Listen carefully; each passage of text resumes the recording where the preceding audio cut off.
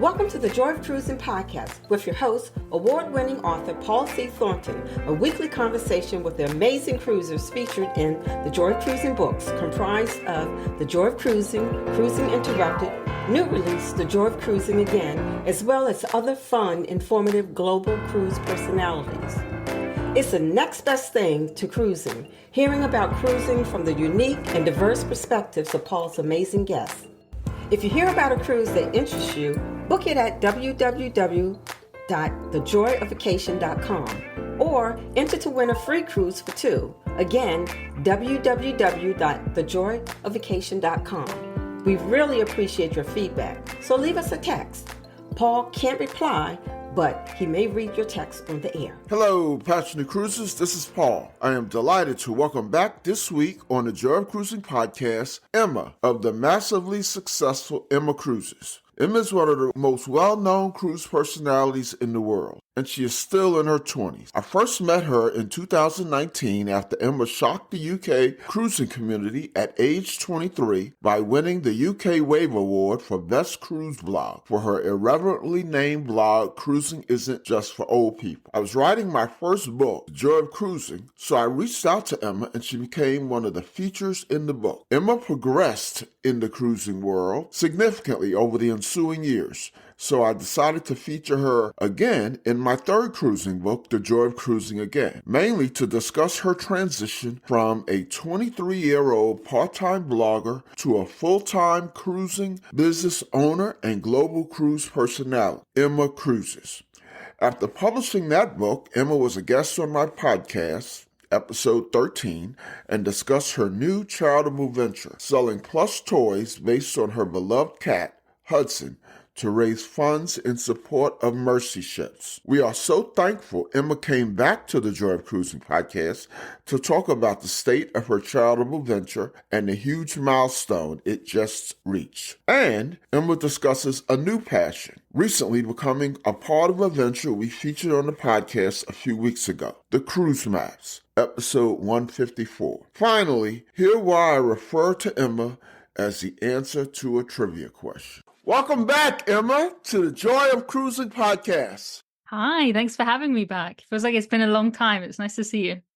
Yeah, it has been. You were one of the first, who on the podcast, and so we celebrate our second birthday the first week in February. So it's been almost 2 years, not quite, maybe a year and 3/4. But how you doing? I'm doing really well. I just got back from a transatlantic trip, which was pretty rough. It is January. We're recording this in January.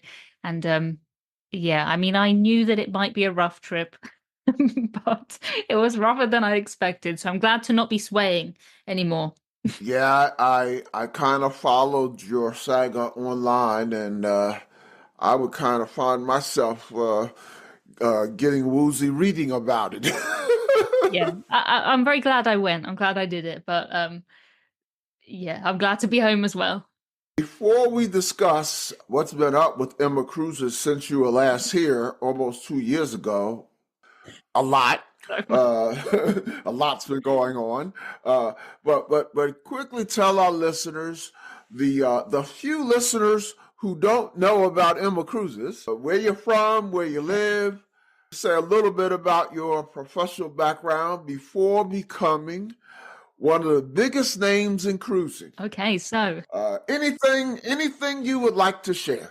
Of course. So my name's Emma. I'm from the UK. If you can't tell from my accent, I live on the south coast of England. And I took my first cruise when I was 11. So I was very, very lucky in that I always knew that cruising was a fun thing to do. I didn't go into this as a career. I worked in insurance for a long time. But when I started to talk to my friends about going on cruises, they had some very funny ideas. So I decided I'd start a website a long time ago, and that moved into a YouTube channel. What I do there is I share cruise reviews. Basically, I want someone to be able to look at my content and either go, that sounds like something I'd like to do, or absolutely not. And I don't mind either way. I just want to give someone a little taste of a place or a cruise in, 15, 20 minutes. That's my aim. So many cruises to catch up on, I'm sure, since we haven't chatted in almost 2 years. We have we have some big items to talk about, but just so that we get a sense of your cruising, Hmm. just fill us in on what you've been on since. And I'm sure you don't remember exactly when we last spoke, but what have you gone on in the last year and a half? Okay, so I just got back from New York. I've done a couple of cruises out of the US.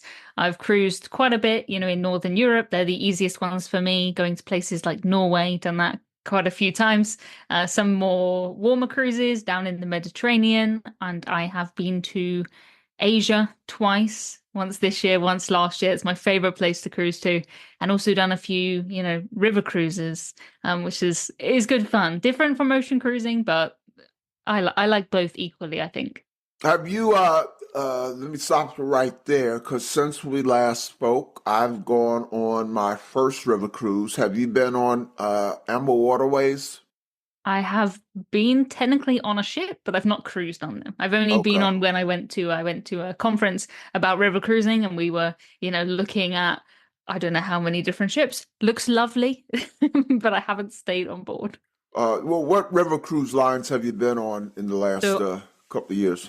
So the most recent one I did was Uniworld. If you've Oh, seen a wow. Uniworld ship, yeah, they describe themselves as elegant and nostalgic, and the patterns, I've never seen anything like it. Very, very patterned cruise ships. But I recently took a Uniworld river cruise in Venice, so very, very hot cruise. I've cruised also, there's a British river cruise line called TUI. I've done a couple of TUI river cruises. Also cruised with Emerald Waterways. And I did a Saga 50 plus river cruise once too. And I'm not 50, but that was They let you on, huh? they let me on. So, have you gone on any of the new ships that have come out in the last couple years? I try to avoid doing the new ships as soon as they launch, to be honest, because I just don't think that you get the true experience of what that cruise is going to be like. I prefer to wait, a few months. I've been on new ships, like, for example, Cunard launched Queen Anne, but I waited for 6 months until kind of everything settled down, till they know, oh, we're going to need a lot of, you know, Pepsi in this bar, so let's put some here to get sort of organized, right? So I prefer to wait, but I've done some interesting cruise lines. I've taken my first sort of Norway ferry. Have you seen Hurtigruten and Havila? They're cruises that visit sort of 10 ports a day. Mm-hmm. So that was very interesting. But Mm-hmm. I normally try and avoid sort of the maiden voyages of cruise ships, just because Uh-huh.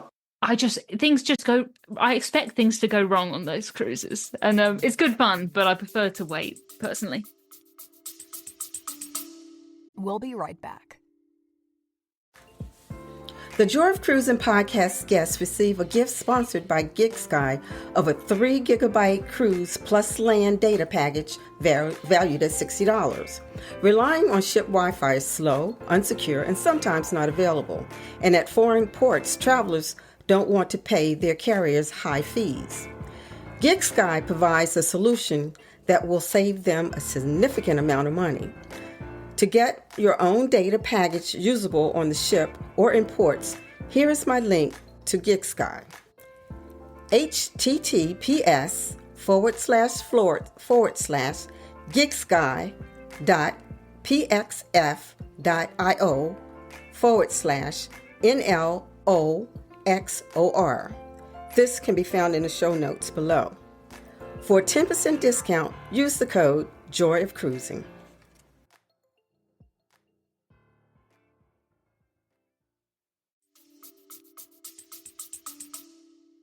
Now, help me out. I don't recall reading any of your blogs or vlogs about. Have you been on Virgin Voyages? I have, but I only did one sort of after the pandemic. So I don't really talk about it a lot because I'm not sure that it really represented what it is like now, if you know what I mean. It was reduced Okay. capacity. The entertainment, I think, was quite cut down.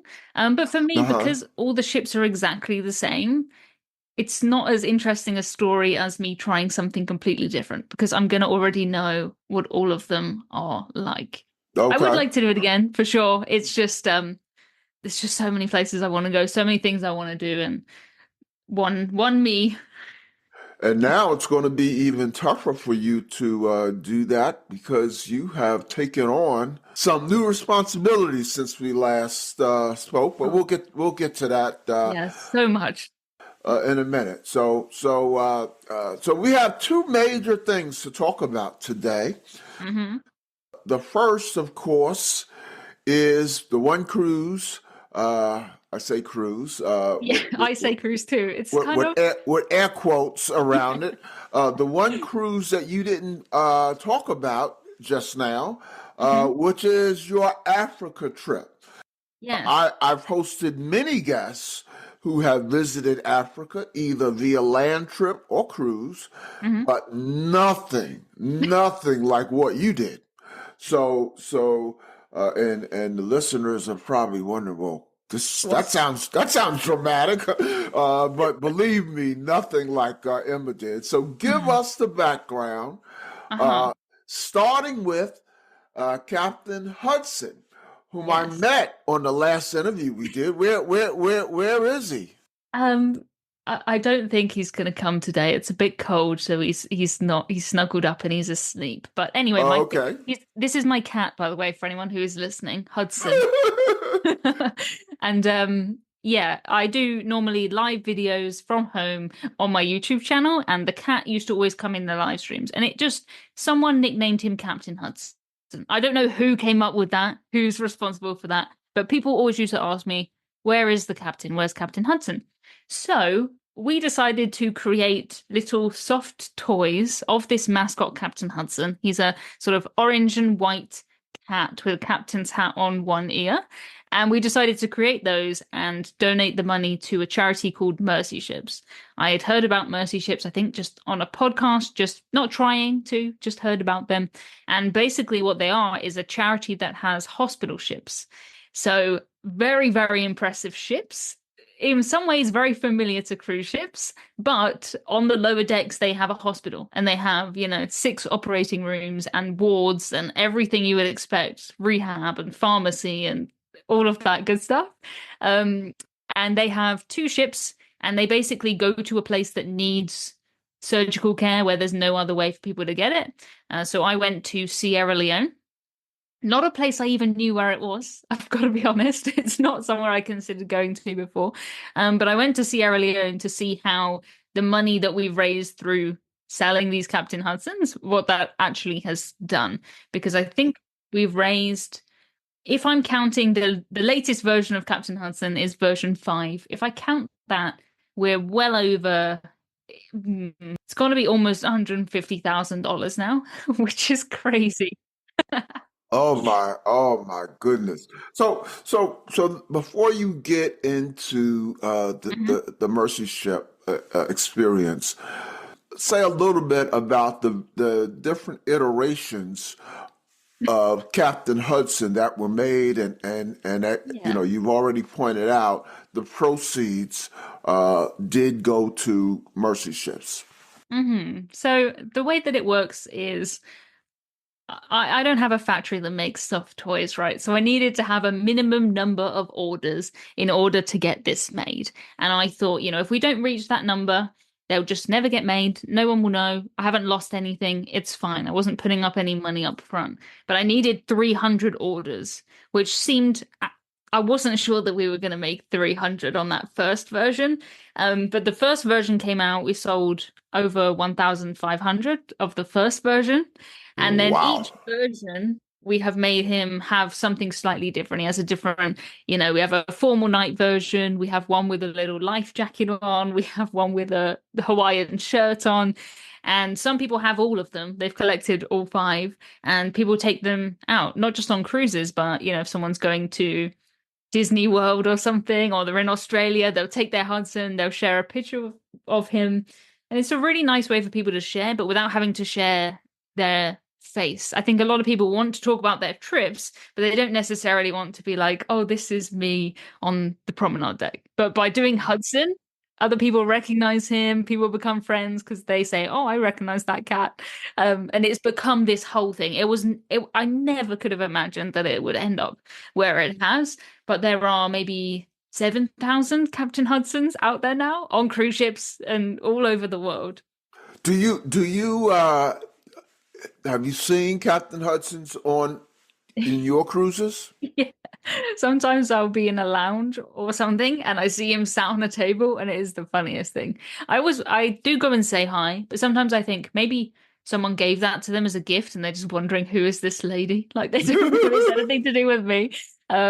But yeah, it's quite nice because people will say, "Oh, I recognize this in a place where I was, and I went up and it started a conversation, and now we're friends." And people will take him to dinner, and then they'll tell everyone about Mercy ships. And that's the thing is, people are already spreading the word. So I thought if I actually go, it'll give people a better insight. Me too, because I don't know much about Sierra Leone, or I didn't. Now I do. So how did the Mercy ship experience come about? I mean, you led us up to it, with the Captain Hudson's, but how did Mercy ships actually get you on the cruise ship? Well, I call it. Yeah, I mean, What do they call it? The hospital ship, I guess.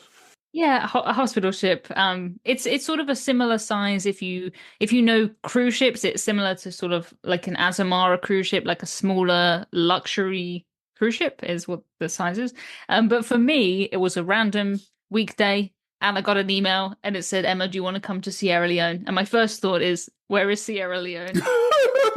And also, so you quickly went to Wikipedia, and then I googled, what do you need to do to go to Sierra Leone? There's so many things that it's not particularly a touristy place. There's no direct flights there from London. You can't buy the currency outside of Sierra Leone. So it's not somewhere that it's not within my comfort zone. It was very, very different. And I needed a whole bunch of vaccines and things before I could get into the country. But I just thought this is not something that I'm going to regret doing, is it? And this isn't something you can buy. I couldn't go even if I, had all the money in the world and I wanted to. So I thought I've got to say yes. And I said yes, and then started thinking, how am I actually going to do this? But it was a small group I went with, who worked for Mercy ships. I wasn't just traveling around by myself.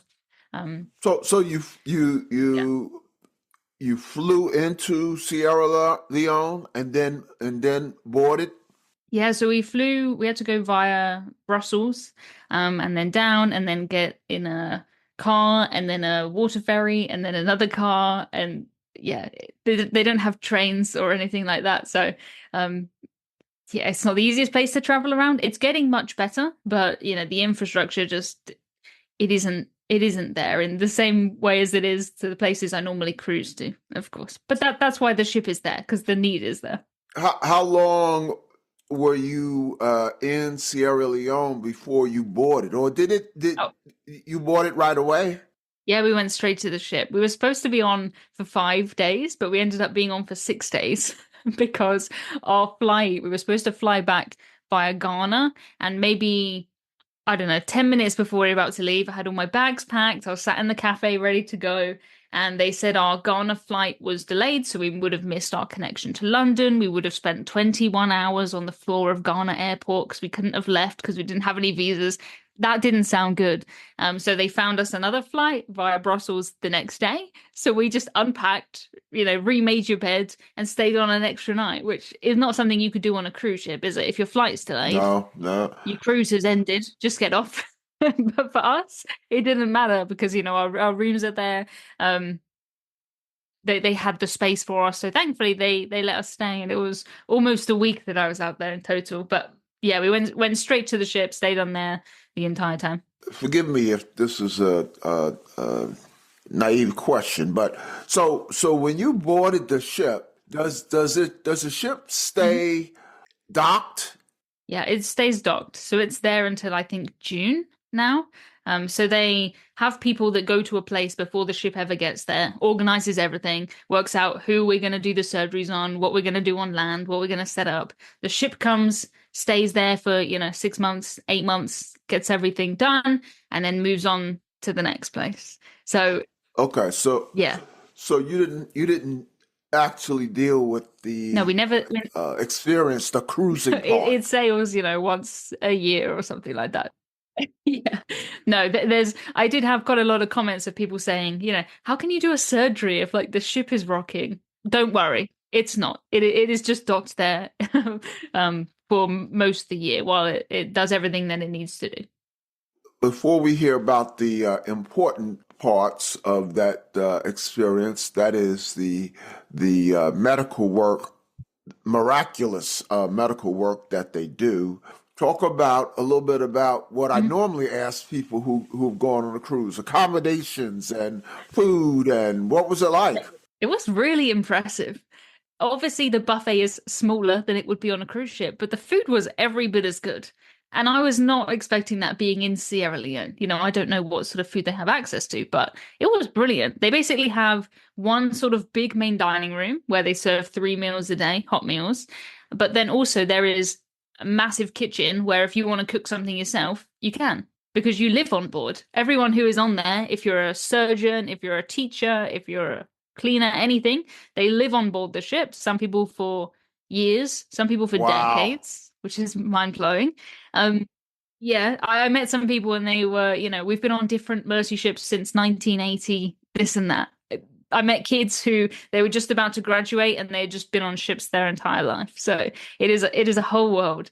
But yeah, in terms of food, if you wanted to just eat the food that's prepared for you 3 times a day, great, lovely. But if you do want to go to the market, you want to buy something, you want to try, baking a cake or something, you can do that as well. And I wouldn't want that on a regular cruise ship. I wouldn't trust people for a start to sort of clean up. But that's an option because people live there. As far as the cabins go, my cabin was what is called a guest cabin. So it was for people like me that are on there for a week. But most of the cabins have like a small kitchenette, and it'll either be a twin sort of cabin where both of the people are volunteers, or they have some family cabins that have separate bedrooms for the kids, bedrooms for the parents, and then like a small kitchen lounge, like a suite on a cruise ship, I suppose, but people live in there. Interesting for me to see though what happens to a space when someone lives there for a year, because of course they have things like, plants. On a cruise ship, you're not really going to bring your like little plants and stuff and hang everything all over the walls, but people make it their home because it is their home. But the ship I was on, this is a purpose-built hospital ship. It was made for Mercy ships. It was never converted from anything else. It's quite new. But they do have another ship that's in Madagascar, and that one was converted from a ferry. So I think it's quite different if you're on the converted ferry versus if you're on the new ship. I think the facilities are much better, obviously, for living on the new one. But even still, they have a big sort of, I guess, like a conference room, like a lounge kind of thing that seats 600 people. It's that sort of space could be on any cruise ship and it wouldn't seem out of place. What other locations do they dock at other than Sierra Leone? So they're normally in African countries. They sort of basically stop for most of the year in some sort of African port and then come to Europe for their refit. It seems to be the done thing. But they're only planning, a few years ahead. And it depends on a lot of things, what else is going on in the country. So yeah. But basically they go where the need is greatest at the time. So when they're at Sierra Leone, Mhm. are they only treating Sierra Leone patients, or do patients come from all over the continent? It's pretty much just Sierra Leone patients, but there are Oh, there are okay. there are millions of them. There's There's a lot to yeah, there's a there, backlog. there is so much more demand than that they can do. I mean, they've done thousands of surgeries on the ship that I was on, but even still, the sad thing is it's someone's job to look at someone and say yes or no, we can't help with that. They do a lot of things that we would just get fixed and we wouldn't think twice about. If you have bowed legs or if you have a burn and it's healed wrong, we would get that fixed and it wouldn't affect our lives really beyond getting it done. Things like cataracts, they have kids who are going blind. We would have our cataracts fixed pretty quickly. Like you wouldn't consider a lifetime of blindness for that, but they just don't have anywhere they can go. and they have tried everything. So yeah, and it's not even expensive. That's the thing. I think sometimes people think, well, how much can a toy cat do, right? The profit on a toy cat, a Captain Hudson, maybe $15 per toy, but it only costs, the three of those and you can cure someone's cataracts, which is a lifetime of eyesight. When you think about it like that, it is crazy, crazy, crazy. But yeah, they sort of already have their plan of what they're doing before they get there, and they tend to do a lot of surgeries, the same ones at the same time, because even the surgeons are all volunteers. They might fly in for a month, and I'm the expert on burns, and then you go for a month and do that, and everyone stays there till they're healed, no matter how long it takes. Did you have any in-depth conversations with the doctors or nurses?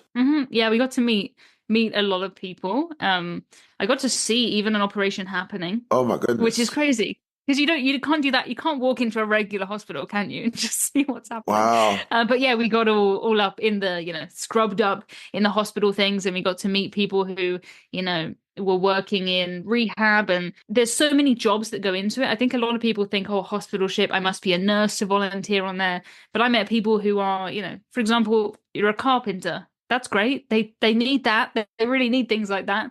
And because they're making little things for, the kids to learn to walk, they need steps, and there's so many things. They have to fix everything because they can't just get a part for something. So I imagine it's a really interesting place to do a job, because you'd never be doing the same thing twice. Never. Wow. Wow. But they have even a school on there, because you can volunteer and bring your children along, and they teach, American curriculum. So say your mum's a surgeon and your dad's a teacher, you might be for 2 years in the school on board. So we got to meet the teachers, and yeah, there's 60 something nationalities on board. So people from everywhere you can think of.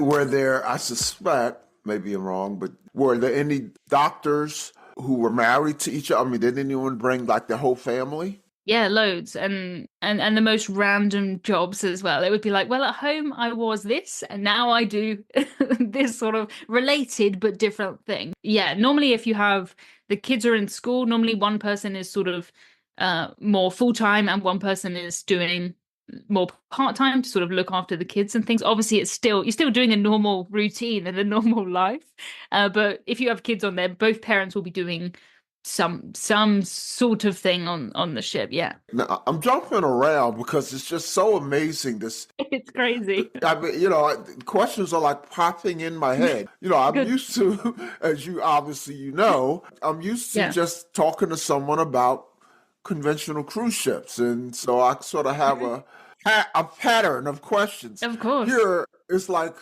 it's so amazing, and things are like just popping in my head. Did two questions, well, unrelated, but two questions I just thought of. So were you ever recognized on the ship, this is Emma and this is what she's done for us and this is why she's here? And not so much me, but the Captain Hudson, yes. So when I meet people, they would say, you're the one with the cat. Yes, I'm the one with the cat. So Captain Hudson was recognized everywhere. And we did. When I say recognized, I meant like, was there a time where you were, for lack of a better word, celebrated for what you did? This is Emma, and let me tell you about what Emma has done for Mercy Ships. I mean, you were responsible for $150,000. That's saving a lot of lives in Sierra Leone. It is, and yes, and they're absolutely, Mercy Ships have been very grateful. They're very kind. I tend to sort of, I know I facilitated that, but I don't feel like I raised that money. I sort of just gave people the chance. It's thousands of people who have bought them who have raised the money. So I tend to shy away a little bit when, if it's me in that spotlight. But we gave people the chance last time if they wanted to buy a Captain Hudson and send it to the ship, they could do that. So there's tons of Captain Hudsons on there, and we gave some out to some of the patients, which was really, really nice. And we'd hear about, he ran home and he gave it to his wife's daughter, and so excited. It was so sweet. So the patients, a lot of the commercials that I see for Mercy Ships, well, I don't know. It seems like they tend to focus on kids, but are there many adult patients as well? Yeah. Loads of adults. Yeah, loads. Oh, okay. Why did I say that? Came out in American in my head. Adults is how I say it in my accent. Oh, okay. I'm picking it up. Yeah, loads of adults, loads of kids. Yeah. They tend to do. They'll have a time of year when we're doing all the kids cataracts now. Then we're doing adult cataracts. Then we're doing this sort of. They tend to do it in batches. But yeah, the stories with the kids are obviously very, very powerful, and some of the before and afters are just mind blowing, because it's not even. Yeah, I know based on the television commercials, the before and afters are like, oh my goodness. It's not even obviously it is what they are fixing, but it's that person can then, if you've cured someone's blindness, now they can get a normal job. Now they have they can just do what they want with the rest of their life. They're not held back by this. So yeah, it's incredible. And the fact people live on there doing this, it's crazy. It restores your faith. If ever you're feeling like the news is too depressing or anything, just look up some of these people. They're amazing. Here's a question that just popped in my head. Now, do they hire any of the locals to help out on the ship? Yeah, they have day workers, because a lot of the patients speak English, but even still, sort of having someone who can translate not just the words but the culture. If you imagine you're a kid, you've never been to a hospital in your entire life, and then all of a sudden you're going on a ship with all of these people who are speaking like you don't know what, it'll be really overwhelming. So yeah, they have a lot of day crew who come on. They come on each day, so they don't reside on the ship. Yeah, they don't stay on. Yeah, they're hired, for a job, and it gives them the chance to, if they want to get into, whatever they want to do on a ship. It's a really good place to learn a lot of skills, isn't it? But yeah. So I would think if the ship is docking at Sierra Leone, there's a lot of pre-plan. The people in Sierra Leone know well before the ship arrives that it's coming, and there's a job market kind of, I don't know what's the right word, brewing, Yeah, for sure. Yeah, they know far in advance. And obviously you've got to think about Sierra Leone are giving up. They're not just, taking this, they're giving up space in their port, it's a commitment from that side as well. I don't want it to seem as though Mercy ships sort of just show up and do things and then go, because it's really not like that. They will help. There's people on land who, want to do certain things and they just don't have anywhere where they can train. For example, like the situation with dentists, there's that you just cannot train to be a dentist, but there's people who want to do that, and that would help so many people.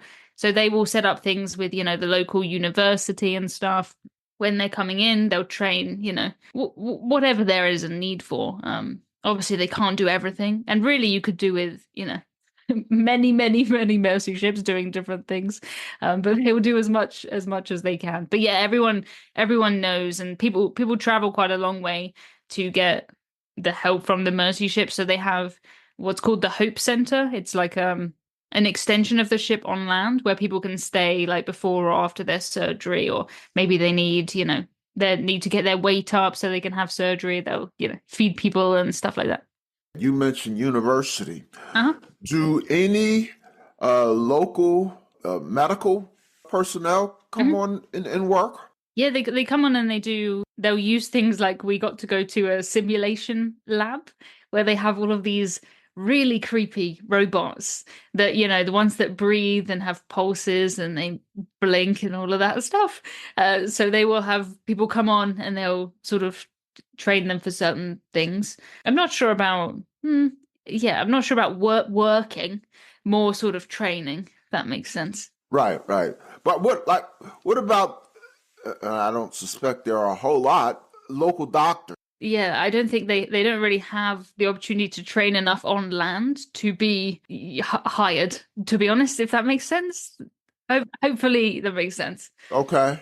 They only come on for Yeah, to advance their training. They don't actually perform any they don't help with surgery. not really, no. They're either there, day working to help, facilitate things, or training to do something. And then, most of the volunteers are, flying in from Australia or Canada or Scotland or the Netherlands or Germany or, all over the place. I tell you, as I've mentioned to Emma before, and the last time Emma was on the show, I put the episode in the link in the show notes.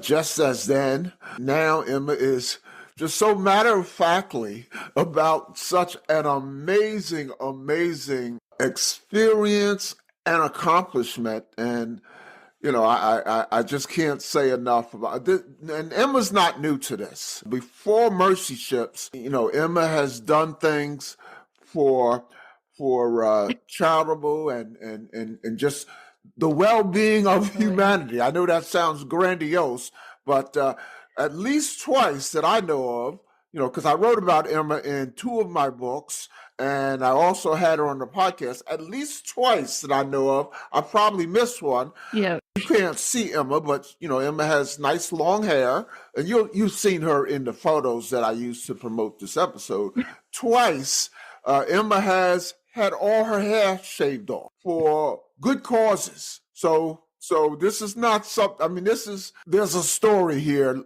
that runs a lot deeper than and what can be greater than what she has done on behalf of Mercy Ships. But there's a pattern that was set quite some time ago, and you can hear a little bit more about it in my first podcast, and you can hear a little bit about it in probably the second book I wrote, where I featured Emma.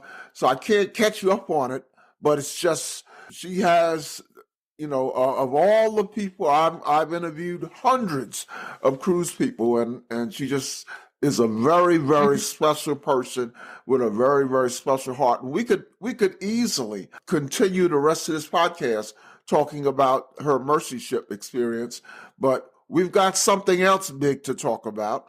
Let's shift gears, even though I have a zillion more questions about your Mercy Ships experience. Talk about the other major thing happening in your life. So this last year, on my sort of businessy side, my businessy brain, I joined a company called the Cruise Maps. And for me, it's like I have all of these ideas, and now finally I have people who know how to make them come true. That's what it feels like. So the cruise maps are maps that are created using the data from cruises. So if you take a cruise, like for example, my most recent transatlantic cruise where we had to avoid a storm, it will show that on the map. It's actually where the ship went. It's not just what you see sort of on the cruise line's website. And I joined the company last year, and we are launching something very, very exciting by the time this podcast comes out, maybe it'll be a week, 2 weeks, very, very soon. And it is called the Cruise Globe. So what it is it's a website with a 3D globe on it, and you'll be able to add all your cruises to that, and it will show you where you went. As you can imagine, mine's looking a bit crazy at the moment. There's so many lines on it. But what you'll be able to do with that is you'll be able to see, what actually happened on your cruises. You'll have little leaderboards of how many times you've cruised with different cruise lines. You'll be able to share your cruises. When I get back, I'll be sharing and saying, this is where I went. And I just think that's so cool. There's nothing quite like that at the moment. I love the data. I'm quite a cruise ship nerd, I think. I love that stuff. And it's going to be free to use. I should probably say that at the front, free to use. And it's going to be so much fun. I can't wait to see, The cruise Who has? maps is free. So you say some more about. Let me back up for the listeners who are not familiar with the cruise maps. So I just featured the company on the Joy Cruising podcast a couple of weeks before Emma. I Yep. interviewed one of the co-creators, Matthew Jones. The episode is Yep. doing great, by the way, Good. and so I also have that link in the show notes. So that will catch you up on what cruise ships. I'm sorry, the cruise maps is all about. Yep. You know, I said to Matthew, and I'll say it to Emma, what's fascinating about the cruise maps, you know, I love entrepreneurship. I particularly love those rare entrepreneurial ventures where they took something, the entrepreneur took something that was sort of developed for industrial use or you know, bigger uses than Yeah. consumer use, and they found a way Uh-huh. to make a compelling consumer product. So their main product up to now, up to this new news with the Cruise Globe, are maps. Yep. You know, they do all of the things Emma mentioned, customized to your trip, that hang on your wall. You know, you've seen some of those in the promo for this episode, and they sell those, and that's how they make money. Yep. I took pause a second ago because you mentioned something being free. Yes. How can that be? How can a consumer products company do something for free? Well, yeah, so the website is going to be free, the Cruise Globe. Obviously, it's not quite the same as, you know, I like to buy the physical maps as gifts. It's not quite the same when it's on a website, but you can have a look. You can sort of preview your route, and then if you want to buy the map, if you want to buy the physical one, you can do that. It's two separate sites, but the Cruise Globe is a free thing to use, and the cruise maps are, you know, physical products. We have a newish product called the Cruise Album. I don't know if you've seen this. It's a smaller one because we heard people, you know, people were saying I'm running out of space on my walls. Get it? Same. So we have a smaller one called the Cruise Album. When I go on a cruise, I buy the small print for my album. My last cruise, I think I'm going to buy one of the wall-mounted ones for my parents, you know. Queen Mary 2 transatlantic. That's something you probably want on the wall. And then, of course, I'm going to add that to my Cruise Globe. So it will total up how many nautical miles you've done, how many, you know, which ports you've been to most, which cruise line you've cruised with most. And people can share, you know, I'm interested to see who has the most miles, who's done the most, you know, my top port is Southampton. Which is no surprise. Now, public service announcement, listeners. So I am an affiliate for Cruise Maps, and so also in the show notes is a link. You know how you can buy your own products from Cruise Maps, and a discount code from the Joy Cruising podcast. Now that's buying the wall hangings and the album inserts and all that. With respect to the Cruise Globe, you know, your globe would have to be crazy, you know, as much. I mean, you mentioned just cruises since you've last been on the show. That's more than your typical cruiser has done. And that's just in the last 2 years. So is there a way for people to see your cruise globe, or you have to like give them permission? Yes. So of course, you can just see one cruise at a time on the globe. It's not like you have to see everything all at once, although you can, which is where mine is. You know, I've done quite a lot of cruises, so it's interesting. It's interesting to see where I follow the exact same path. I don't know a lot about shipping routes, but it's really interesting to see. But yes, once we're live with this, I'll be able to just share my globe, and you can just look at everything I've done just on there. You can just see it on your computer, which I think is pretty cool. And I can share, you know, at some point I'll be able to share with, say, my dad, for example, my globe, and he can say, I did that one, I did that one, I did that one. And then he'll be able to add it automatically to his globe. So that'll be very, very cool. The notion is that seeing your globe on the screen will maybe motivate you to order wall hangings and order album inserts. Yeah, I mean, they go together. That would be nice if someone wants to start a collection. We do get a lot of comments from people saying, "Oh, I wish there was a way I could see all 5 of my cruises together on this map." On a physical map, it's just hard to read. You can't zoom in, can you, on a physical map? Right. So I think it's nice to have, they both complement each other. I don't think it's one or the other. I think I think they go quite well together. Sounds amazing. And when is that going to be ready? The beginning of February? Very soon, yes. I think maybe mid February. Maybe we do have a wait list, so if people are on that, they'll get a bit earlier access. So just thecruiseglobe.com, very easy, because otherwise you're not going to get the early access, and I think everyone's going to start sharing it, and you're gonna miss out if you're not on the list. But yeah, mid-February, I think, for public, everyone can start adding your cruises. All as you know, when I interviewed Matthew, I joked. Well, I don't know if it was a joke, but I first joked before he spoke about your recent addition to the company. I joked to Matthew. I said, "When are you going to offer some stock?" But then he talked about you joining the company, and then I said again, and I wasn't so much joking. "Oh, Emma's a part of it. When are you going to open it up to investors?" So I know that just talking to Matthew, it was clear they're going to do great things. But now with your addition, they're going to do greater things, and I wish you all the best.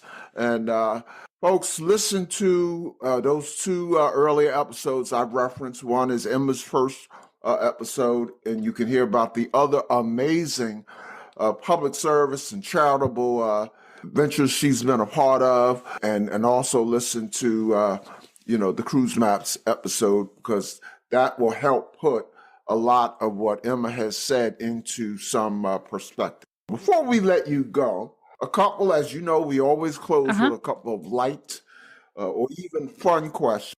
Yeah. In your case, as a repeat guest, I'm not going to ask you the same questions I asked, first-time guests, but I will ask you some light, fun questions, just so that your many, many, many fans can get to know you just a little bit better. About those fans, let me just say welcome to the many Emma Cruises fans who are listening. We hope you have enjoyed what you have heard, and we'll come back to listen to other episodes. And feel free to join our Facebook group, Joy Cruising Podcast Facebook group, and follow us on Instagram.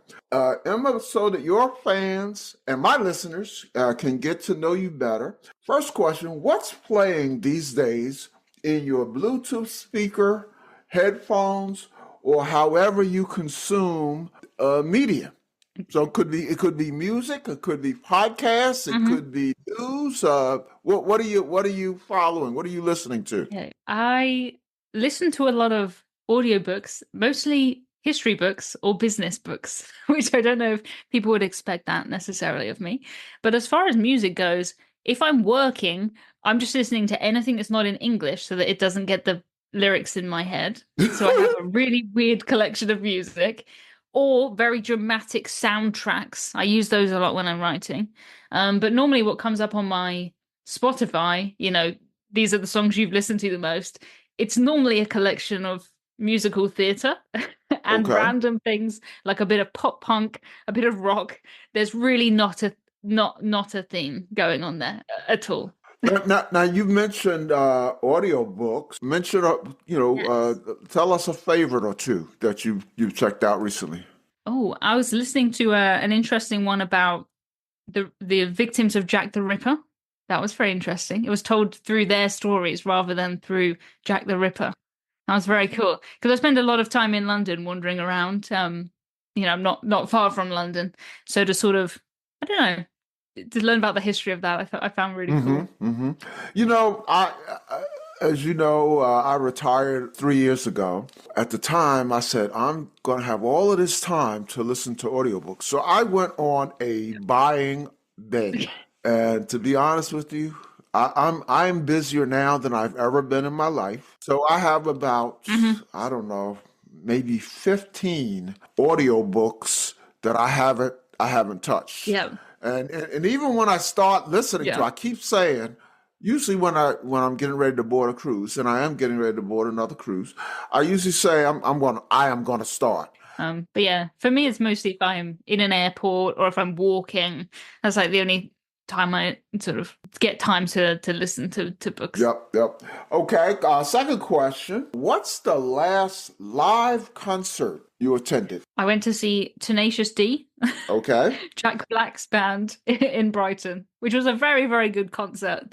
It was very, fire and lasers and costumes and things happening. And I need that because if someone's just going to sing for an hour and a half, I'm getting a bit bored. I need the pyrotechnics and stuff. Well, I'll tell you, on cruise ships, I'm starting to see a trend, not so much pyrotechnics because, cruise ships hate fire, but I'm seeing Fair enough. they're doing some really interesting things with the screen, the background, and and incorporating it, with the performance and making it like go out and I know what you mean. Okay. Mm-hmm. Who's your favorite music artist of all time? I mean, basing this off of my Spotify Wrapped, which came up recently, it was whoever sings the soundtrack of Back to the Future, the musical. Okay. Which is kind of cruise related because it is going on Star of the Seas, which is very exciting. But that is my, if I'm nervous about anything, I put on that soundtrack. Very pumps me up. It's very happy. Oh, so you just broke some news. You say Back to the Future is going to be on Star of the Seas? It is, as far as I know. Yes. Oh, wow! It's very exciting. It's the best. Wow. I never particularly cared for those films much. I'd seen them, but I saw the musical, and it's my favorite musical. The first one was brilliant. A classic. Yeah. Then it got kind of corny, but yeah. But there's only one musical, so. Yep. Similar question. Who's your favorite actor or actress, or both, of all time? I have to say, I'm very bad at this. I'm very bad at actors and actresses. But I am rewatching The Office, the US Office, for, I think, the 5th time. So I think that's probably going to be up there. So if I pick one from that, if I pick Rainn Wilson, who's Dwight, then that's a good answer, right? Because I probably watch him on my screen more than anyone else. Do you have a favorite movie? I probably mostly watch kids' movies. I've got to be honest. If they're an hour and a half long and animated, Finding Nemo, it's got to be up there. That's a good film. Mm-hmm. But most people, if you start and you say, Emma, have you seen the film? Probably no. 99% of the time, yeah. No, just give me a Pixar movie. Like, I'm good. Hour and a half, done.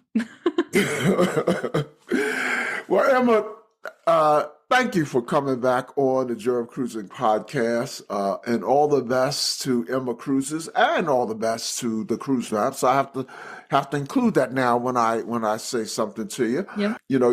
I know that you'll be back. You are one of the few cruise personalities who has an open invitation. Oh, thank you. So when you're ready to say something to the world cruise community, let me know, and we'll have you back on. And I know even if we have you back on just purely to talk about cruising, which I don't imagine would be the case, but even if we were going to just talk about cruises you've been on, I could have you on in a year from now, and you'll have at least 8 to 10 cruises to talk about. I have no idea. Every year or every time we catch up, I have no idea what the next thing is going to be. Like, I probably will go back and listen to that first one again, because I think that would be really funny. But that Emma had no idea about all these things that would happen, mercy ships or cruise maps or anything else that's happened. But yes, thank you very much for having me back. It's always nice to come. It's always good to catch up with you, and this has been fun. And I have to say this, I alluded to it in the introduction. My very first book, over 5 years ago, The Joy of Cruising, I've told you Emma is the answer to a trivia question. She is the very first worldwide cruise community who agreed to be in my book. Thank goodness. I was just a voice on the internet, Yeah. and had a lot of people hang the phone up on me, Oh. so to speak. Yeah. Delete my inquiry. Oh. But Emma trusted me, and I'll be forever thankful for that. So, Well, thank goodness I did.